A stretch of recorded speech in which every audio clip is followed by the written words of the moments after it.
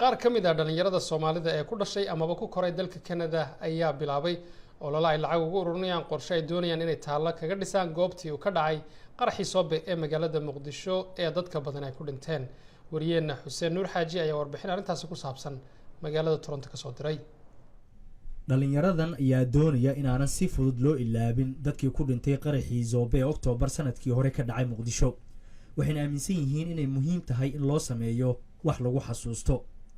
waxa aan doonaynana waxay tahay saad ogtihiin 14 October waxa naga dhimatay 661 qof. waxa ku jira caruur yar oo 3 jir ah, waxa ku jira cunug yar oo 6 bilood jira. marka waxa main focus iyo waxaan doonaynaa aan la rabno waxay tahay taalo oo diintana ku jirta dhaqanka ku jirta inaan ummadda soo bandhigno oo ummadaasna la xasuusto meesha xasuuqa ka dhacay inaan ku build gareyno memorial waayo cunug yar Soomaaliyeed oo la qarxiyay oo dhinto maalin kasta inaan maqalno oo ka noqono inta meesha la xaqoro li socdo sax ma ahan. laakiin anaga dhalinyaradeen waxaan u dul qaada weyna dhimashada iyo qaraxa hore looga sii socdo. laakiin hawshan ay dhalinyaradu wadaan hirgelinteedu waxay u baahan tahay taageero dhaqaale.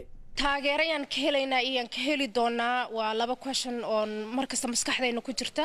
ummadda Soomaalida insha Allah waan ka sugeynaa inay nacaawiyaan gobolka Banaadir.